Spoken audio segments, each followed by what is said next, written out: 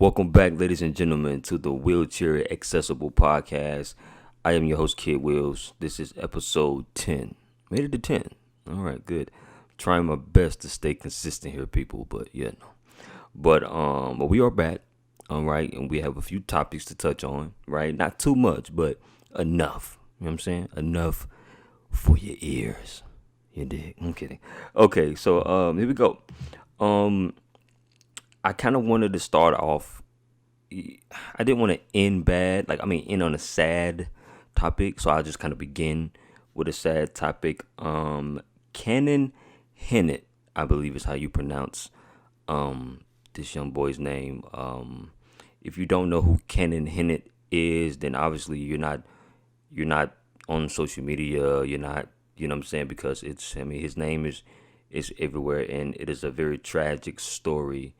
And first off, I just want to say, prayers to the little boy's family, his friends, his loved ones. To have this done in the way that it was done is it's horrifying, right? I couldn't imagine witnessing that.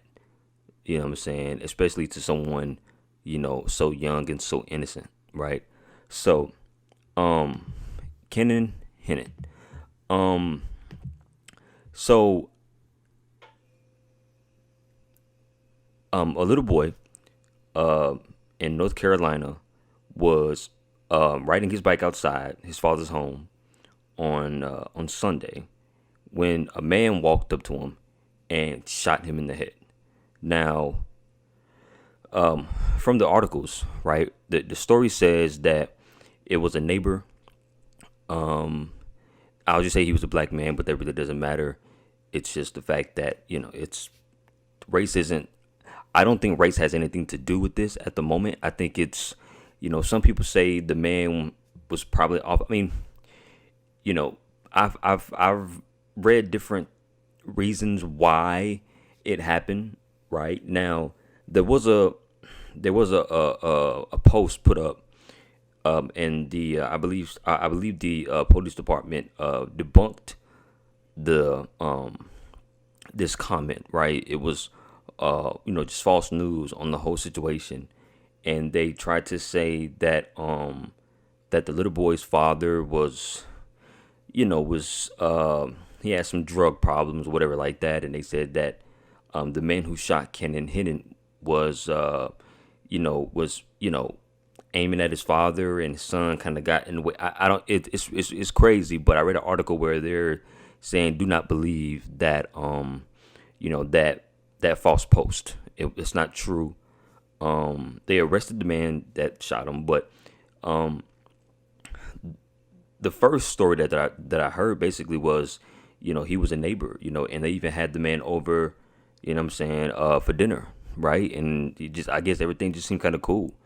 You know what I'm saying? Some people are saying this guy had to be insane. He had to be mentally ill for you to walk up to a little kid and shoot that kid while he's outside playing, right? Now it says right here that his father, Austin Hinnant, was inside the house when he heard the gun go off, and he told CNN affiliate WRAL, the first thing that went through my mind was maybe he just fell off his bike.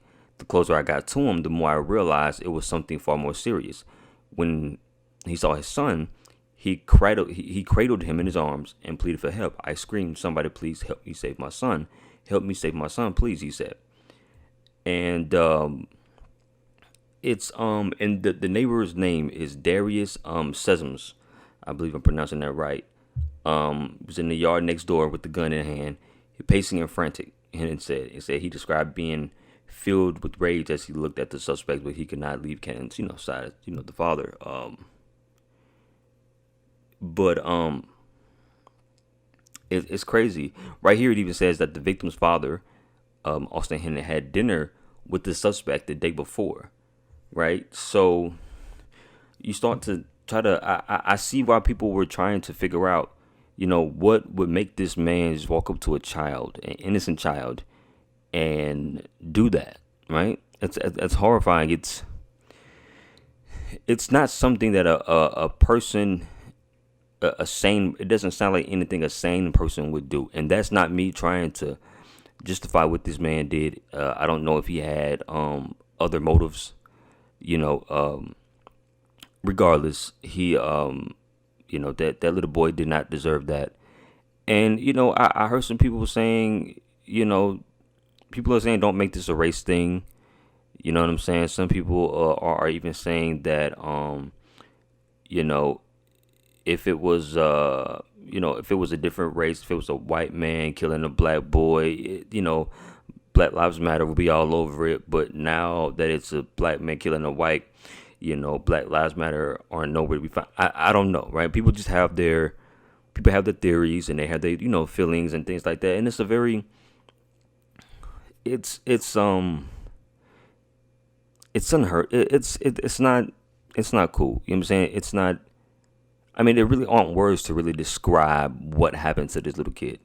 He's outside playing. He's innocent. He has nothing to do with anything. He's not even fully, aware, but he's having fun playing. And his neighbor, right? His neighbor comes up and just, you know what I mean? And it's sad. You know what I'm saying? It's definitely sad. I'm going to continue to read up on the situation, and see what the police department, what the investigators really come up with. What they find out, because this isn't cool. For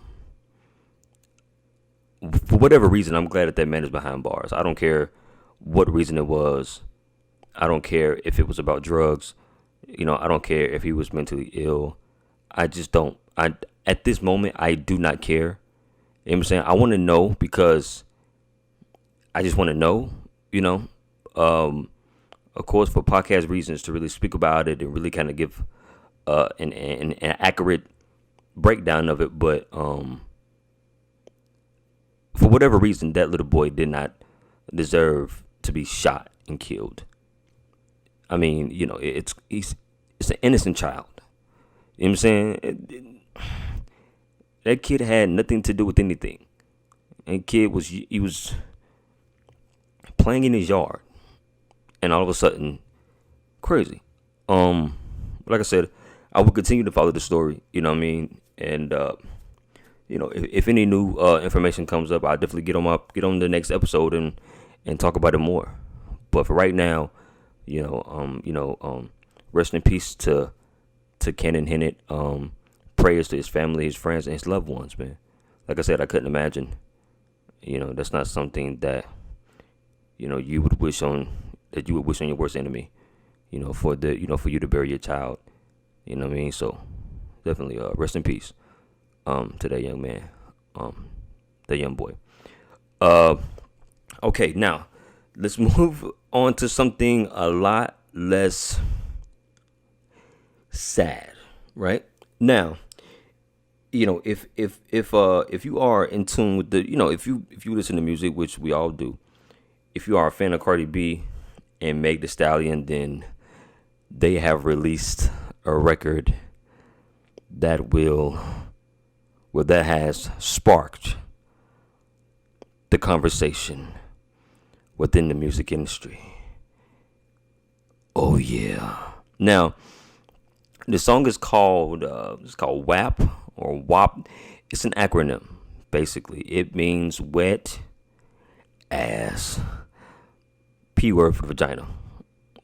So I don't want to say it, but so yeah, it means that. It's the acronym. That's the breakdown of it. And the song is the song is very self-explanatory, man. I mean, the whole song is basically about the vagina. All the powers and the wonders of what the vagina can do to a man to basically make him go insane. Now, people are talking about this record, and it's hilarious. It really is hilarious. Okay, I'll admit, when I first heard the record, I wasn't a big fan of it. Of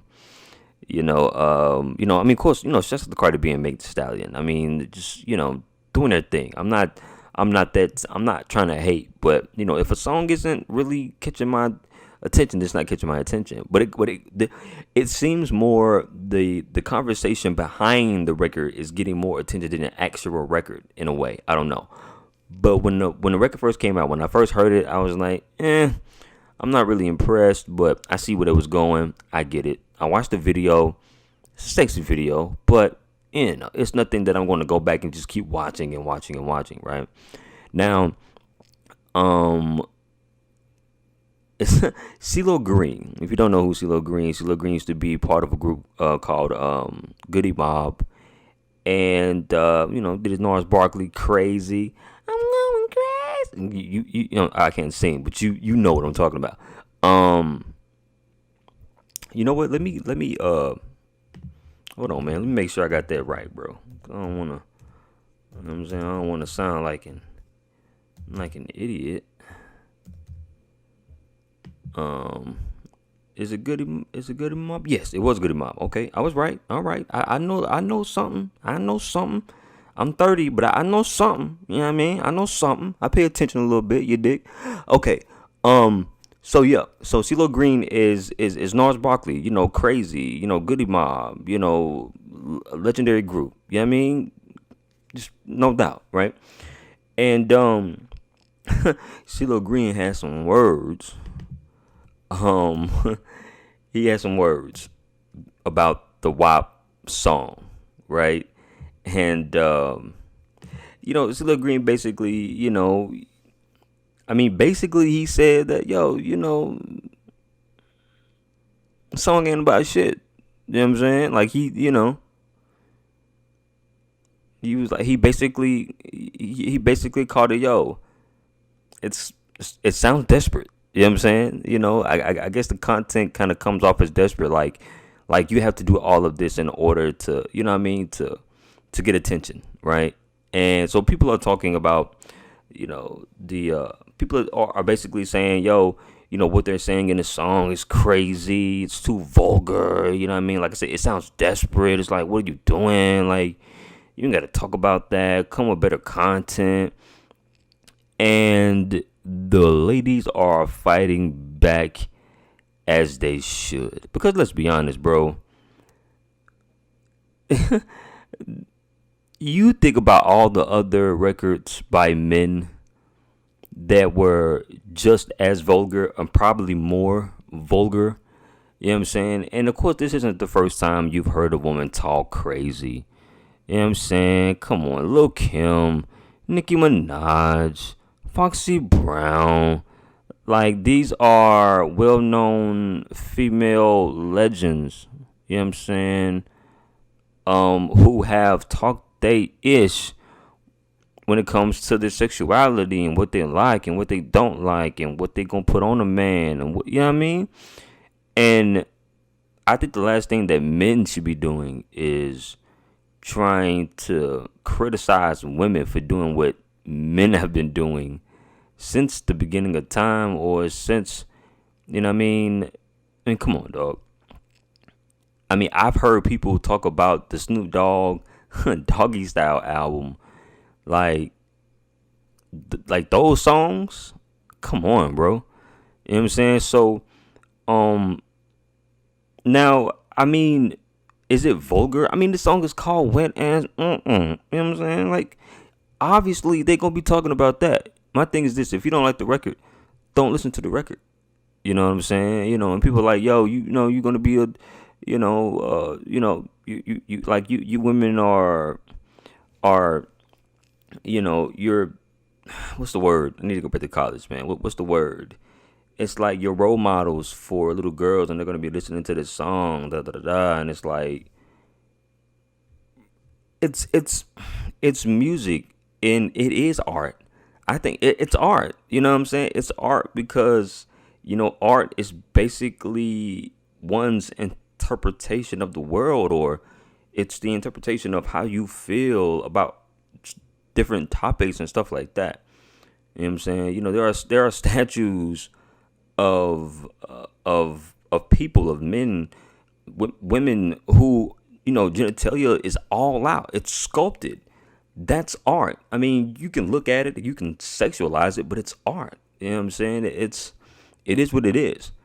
Um, and I'll be honest, man. When CeeLo Green said what he said, bro, the women came for his ass. So much so that CeeLo Green apologized for tone deaf comments about the rap after like the backlash he got, right?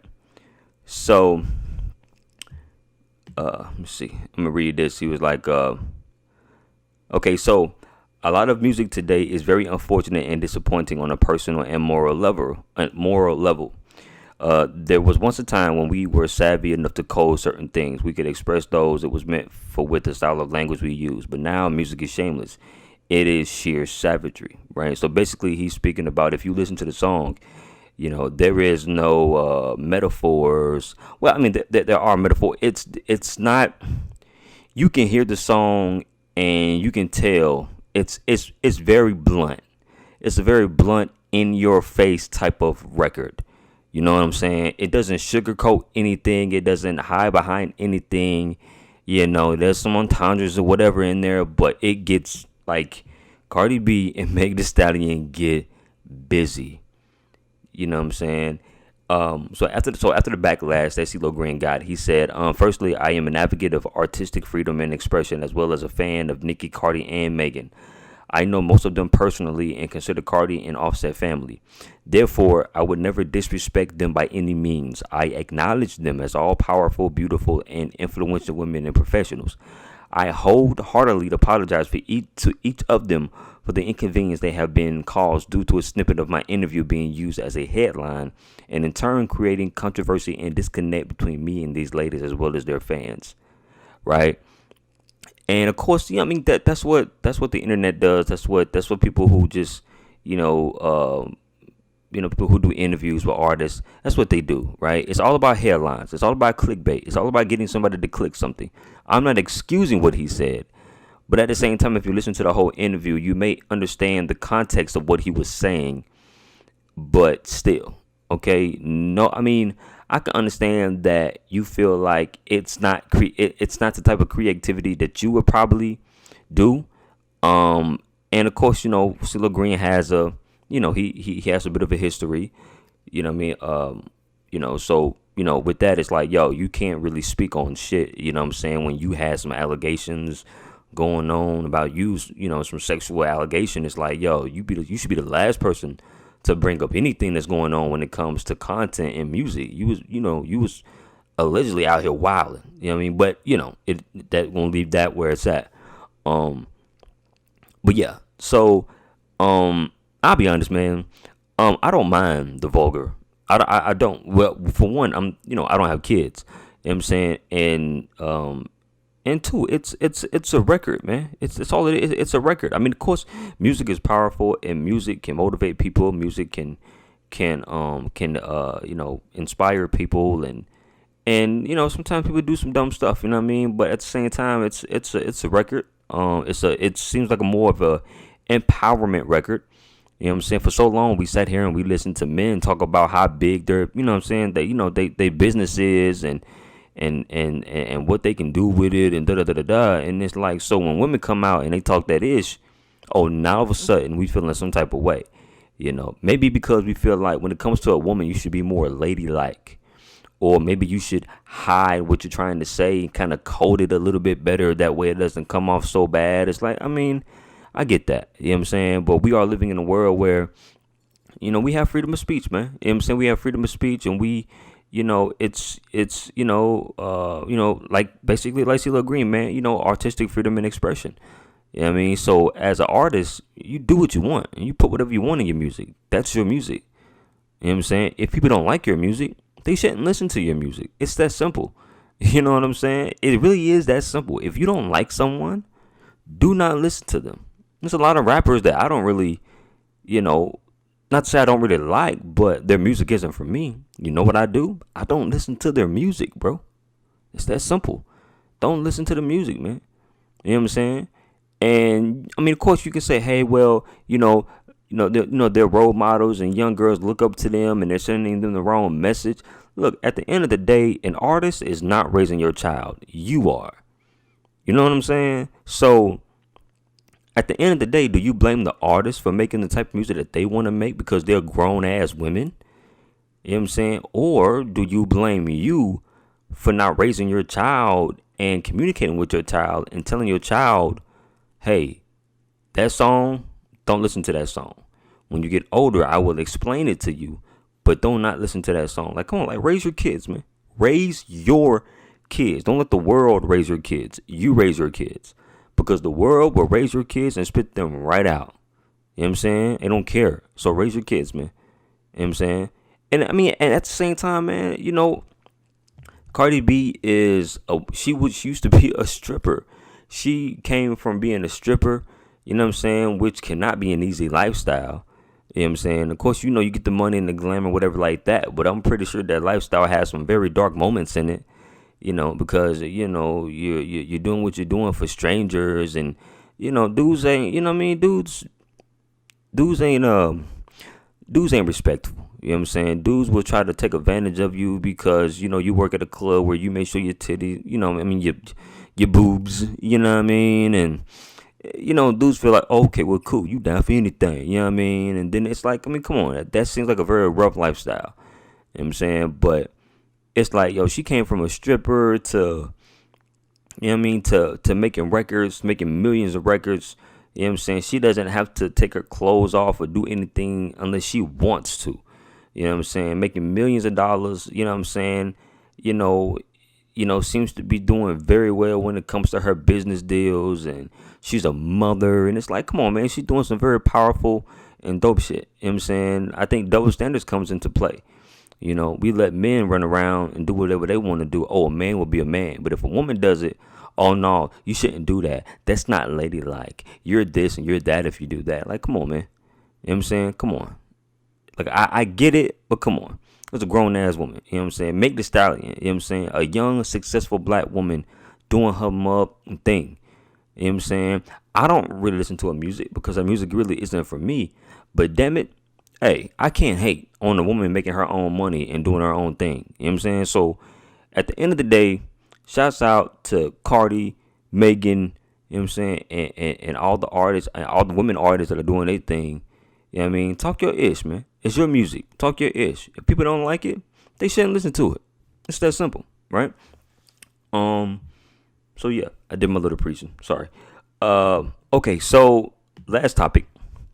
And this right here is probably my favorite topic. You know what I'm saying? Because you know, I like video games and it's like that, right? So Def Jam has I think they put up a tweet and they was like, yo, you know, if we get, if you know, once our Twitter hits, you know what, it's right here. Let me bring it up, you dig? Okay, once our Def Jam recording said, once our Twitter hits 1 mil, we have a special announcement for y'all, and it has a video controller. You know what I'm saying? It has a video controller right after the exclamation mark, right? Which is, of course, a symbol for a video game. Now, there have been talks about Def Jam. Let me break it down for you, man. If you are into video games, if you are into music and video games, this is the topic for you. Now, let's see. Back in let me see. Back in, okay, how about this? Def Jam Vendetta, right? Now, back in 2003, I was 13 around this time. I was about to be 14. Wow, April 1st. So, in 2003, there was a release of a video game that combined hip hop and pro wrestling, right? And when I tell you that was my game, that was my game. You know what I'm saying? So you had so many, like you had a good variety of characters, a good roster, right? You had Method Man, you had Capone, you had Nori, Ludacris, DMX, Joe Budden. You had a lot of cats on there. Scarface, you had a lot of cats on there getting busy, right? And this was a real fun way to kind of bring wrestling into hip hop. Well, to kind of combine the two. And I absolutely loved the game. I really did. I'll be honest, man. If they were to, you know, I don't care if it's the same graphics from from when it came out, right? From on PlayStation 2. I don't care if it's the same graphics. I would play if they were to bring back Def Jam Vendetta on PS4. I would definitely play it. Same graphics and everything. I don't care. But of course, if it's on PS4, it's going to have better graphics. But still, now that was Def Jam Vendetta, right? And we thinking, okay, there is no way that these guys can do any better. And what they do, they did better. So in 2004, okay, they released Def Jam Fight for New York, which was incredible. And the roster was even bigger and better. Now, of course, you had some of the same guys, right? Method Man, Nori, Capone, Luda. DMX was not in this one. That was that was upsetting to me because DMX is in my top 5 favorite rappers of all time. So I wish they really would have had DMX, but that's okay because they kind of made up for it. They had everybody else: Mobb Deep, David Banner, Bubba Sparks, Redman. You know what I'm saying? Snoop Dogg, Fat Joe, Busta Rhymes. I mean, they had everybody you could possibly think of who was big at that, like during that time, right? Loved the game, and it was the sequel game was better than the actual first game. You know what I'm saying? Because it was, the graphics was better, the fighting was just that much better, and the storyline was crazy. It was a very good game. Loved it. One of the best games I've ever played in my entire life. Definitely my ish, right? And then they came out with Def Jam Icon. Now, Def Jam Icon, I feel like, was a letdown. That came out in 2007, okay? It was a bit of a letdown. The concept was a bit weird, right? It was like the first of all, the fighting style was horrible. It was shitty. Let's be honest. I'm sorry to curse, but it was shitty. You know what I'm saying? The storyline was cool. I get the concept, what I'm saying, where, you're able to kind of control the music, you know what I'm saying, and you can use the music to sort of detonate whatever you like detonate your surroundings to damage your opponent. You know what I'm saying? They had a map where you could be in a club, or they even had like the 106 in Park, I think, arena or map or whatever like that. But I bought the game, of course, because, I was a fan of Def Jam Vendetta and Def Jam Fight for New York. So I'm thinking Def Jam Icon, it's going to be the shit, right? The graphics is good. It's going to be dope. But the game was shitty. Let's be honest. If the fighting style was the same as Def Jam Fight for New York, I probably would have liked it more. I think that was the most I think that was the most horrible thing in the whole game, was the actual gameplay, the fighting. It was so stiff. You know what I'm saying? They had T.I., they had Jeezy. I mean, yeah, the game, like, they had great characters on there, but the whole fighting thing was just shitty, man. It was a very, very shitty game. I'm sorry to keep saying that, but it really was. It was horrible. It was like, I can understand where you guys were going, but you shouldn't have went there. You shouldn't have changed that. You know what I'm saying? It kind of took it away from the pro wrestling and kind of gave it more of a street fighting type of situation. And it's like, no, still keep the fighting style. You can still fight in the streets. You can still whip somebody's ass in the streets, but keep the fighting style. Keep that where it's at. Don't change that. But at the time, they probably thought, hey, this would be dope. Let it be a bit different. You know what I'm saying? They wanted to focus more on the music, it seems like, more than the actual gameplay, it seemed like. And that showed. And that's why the game kind of flopped, you dig? So, yes. So, Def Jam Vendetta, great. Def Jam Fight for New York, amazing. Def Jam Icon, very horrible. And let's be honest, everybody feels the same way I pretty much feel. Now, back to Def Jam's Twitter. Okay, once our Twitter hits 1 mil, we have a special announcement for y'all with the video game emoji.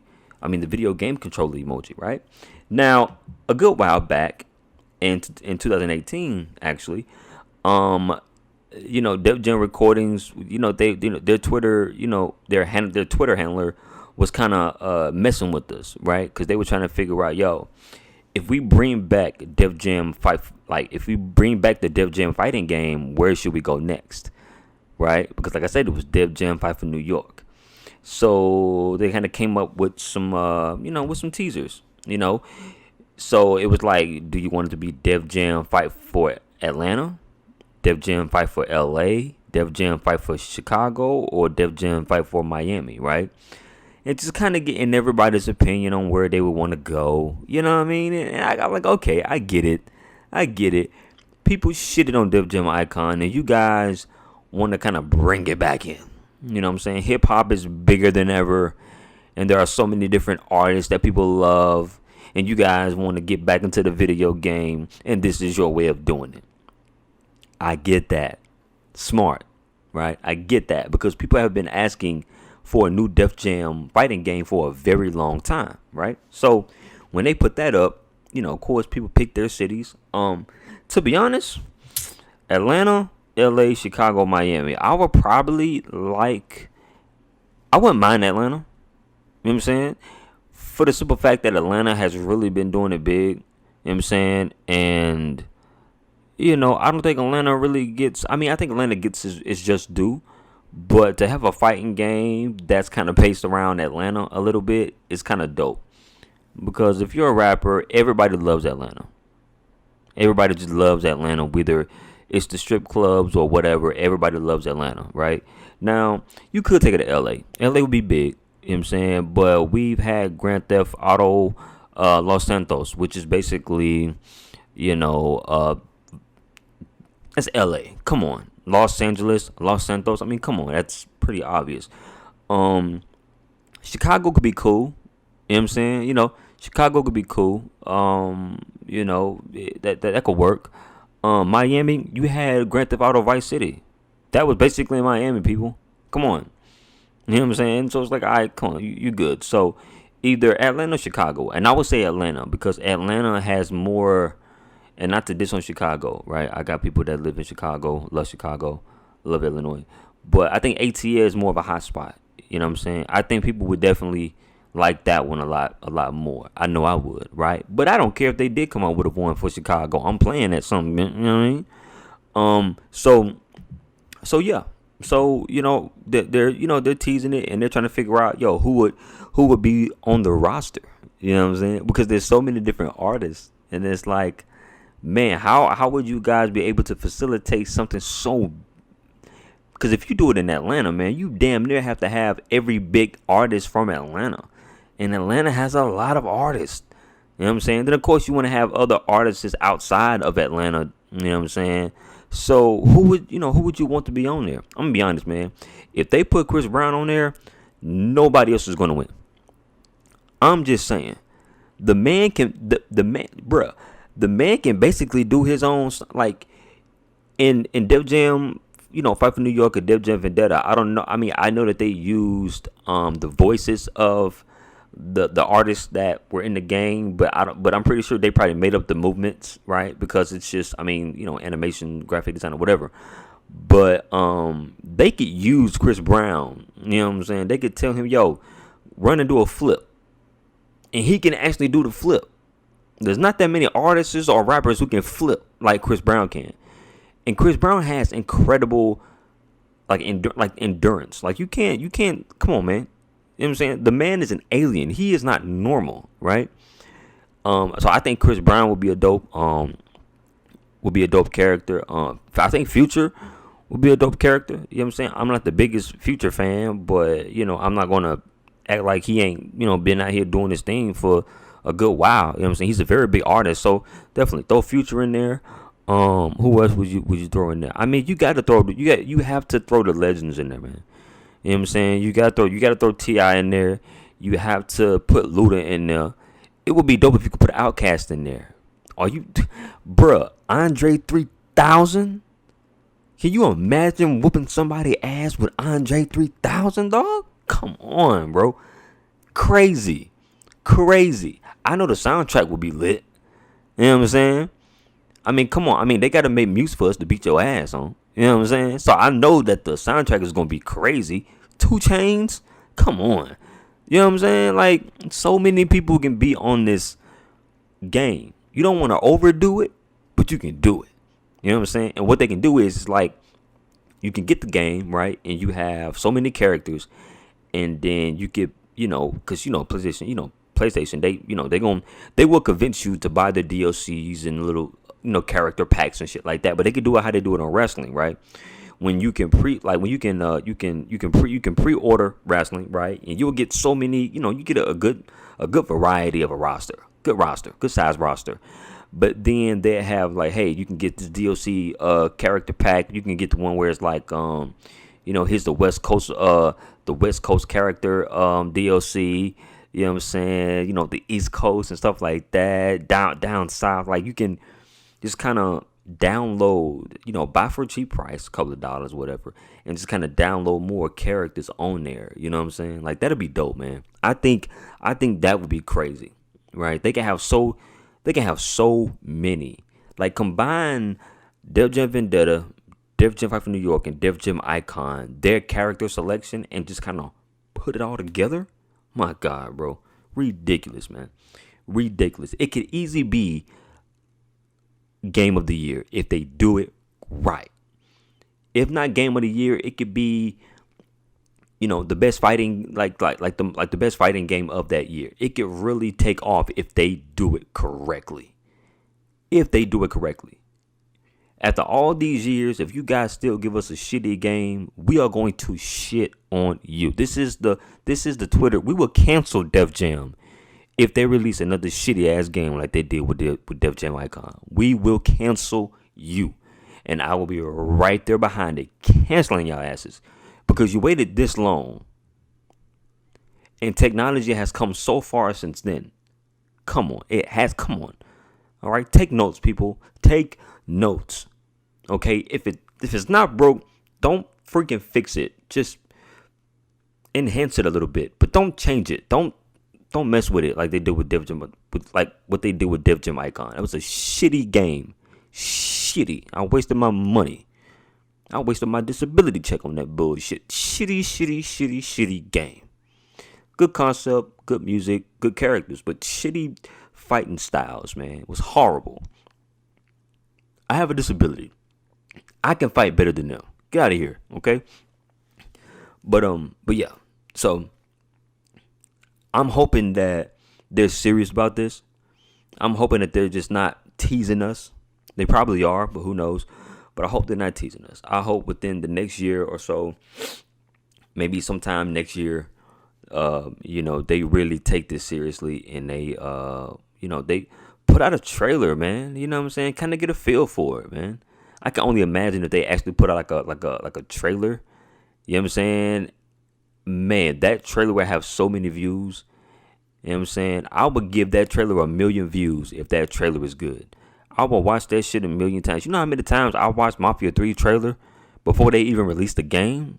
I looked at that damn trailer every single night. I was on that thing. You know what I'm saying? That was a great game. Great game. If you haven't played it, I suggest you play it. But yeah, man. So, yeah.